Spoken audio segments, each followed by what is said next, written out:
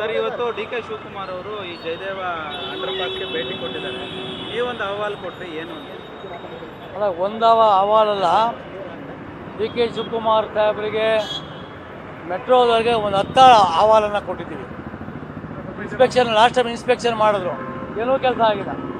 ಈ ಸಲ ಕೂಡ ಬಂದರು, ನಿಮ್ಮ ಕಣ್ಣಂಗೆ ಒಂದು 2 ನಿಮಿಷ ಇದ್ದರು, ಆಯ್ತು ಮಾಡ್ತೀವಿ ಅಂತ ಹೋಗ್ಬಿಟ್ರು.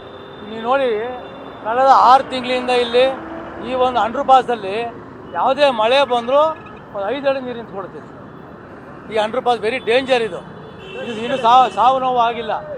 ಆ ದೃಷ್ಟಿಯಿಂದ ದಯಮಾಡಿ ಇನ್ಸ್ಪೆಕ್ಷನ್ ಮಾಡೋದು ದೊಡ್ಡದಲ್ಲ. ಅಧಿಕಾರಿಗಳಿಗೆ ಸೂಚನೆ ಕೊಡಬೇಕು, ಇಮ್ಮಿಡಿಯೇಟ್ ತೆಗೆಸಬೇಕು. ಯಾರು ಅಧಿಕಾರಿಗಳು ಕೆಲಸ ಮಾಡಿದ್ರೆ ಸಂಬಂಧಪಟ್ಟವ್ರಿಗೆ ಸೂಕ್ತ ಕ್ರಮ ತಗೋಬೇಕು ಅಂತ ಹೇಳಿದ್ದೀನಿ. ಈ 2 ರಸ್ತೆಗಳು ಕೂಡ ಹಾಳಾಗ್ಬಿಟ್ಟಿದೆ, ಒಂದು ವೆಹಿಕಲ್ ಕೂಡ ಮೂವ್ ಆಗ್ತಿಲ್ಲ. ಸುಮಾರು 1.5 ಕಿಲೋಮೀಟ್ರು ಮೆಟ್ರೋದಲ್ಲಿ ಹಾಳು ಮಾಡಿದ್ದಾರೆ. ಆ ದೃಷ್ಟಿಯಿಂದ ಅವರೇ ರಿಪೇರಿ ಮಾಡಬೇಕು, ಹ್ಯಾಂಡ್ ಓವರ್ ಮಾಡಬೇಕು ಅಂತ ಮನವಿಯನ್ನು ಮಾಡ್ಕೊಂಡಿದ್ದೀನಿ.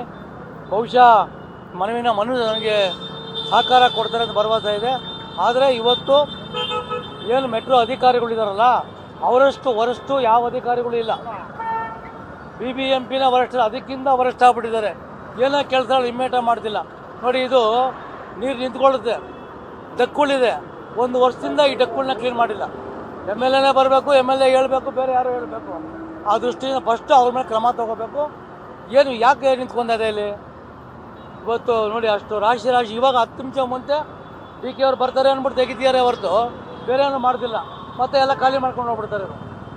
ಆ ದೃಷ್ಟಿಯಿಂದ ದಯಮಾಡಿ ಫಾಲೋ ಅಪ್ ಮಾಡಬೇಕು.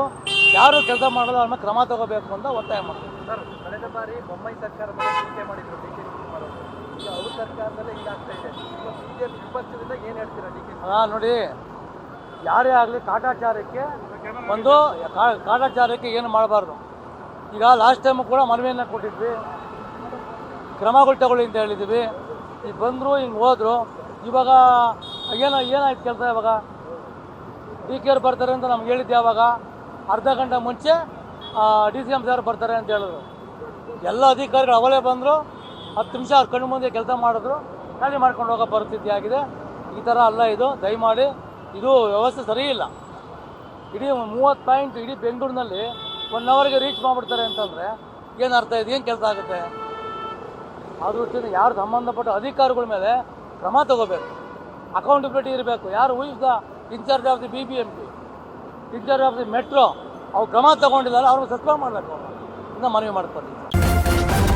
ನ್ಯೂಸ್ ಫಸ್ಟ್, ನಿರ್ಭೀತಿಯಿಂದ ನಿಮ್ಮ ಪರವಾಗಿ.